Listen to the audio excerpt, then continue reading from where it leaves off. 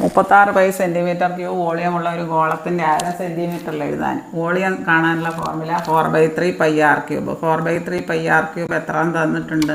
36 pi centimetre. Centimetre തന്നെ ആയതുകൊണ്ട് വേറെ ചെയ്യേണ്ട പൈ കട്ടാക്കി ഇവിടെ 4/3 ആർ ക്യൂബ് എന്ന് പറയുന്നത് 36. അപ്പോൾ ആർ ക്യൂബ് കാണാൻ 36നെ കൂടെ കിടക്കുന്ന 4/3 വെച്ചിട്ട് ഹരിക്കുക. ആർ ക്യൂബിൻ്റെ കൂടെ കിടക്കുന്നത്, അതായത് ആർ ക്യൂബ് സമം 36 ഇൻറ്റു ഒരു ഫ്രാക്ഷൻ വെച്ച് ഹരിക്കാൻ പറഞ്ഞാൽ തിരിച്ചിട്ട് ഗുണിക്കുക. 4 9 36, 9 ഗുണം 3. ആർ ക്യൂബ് സമം 27. ആർ ക്യൂബ് 27 എന്ന് പറഞ്ഞ അർത്ഥം ആർ ക്യൂബ് സമം 3 ക്യൂബ്. ഇവിടെ കൃത്യങ്ക നിയമം അനുസരിച്ച് ഇവിടെ പവേഴ്സ് രണ്ടും തുല്യമാണ്. പവേഴ്സ് രണ്ടും 3 ആണ്. അങ്ങനെയാണെങ്കിൽ ബേസ് തുല്യമായിരിക്കും.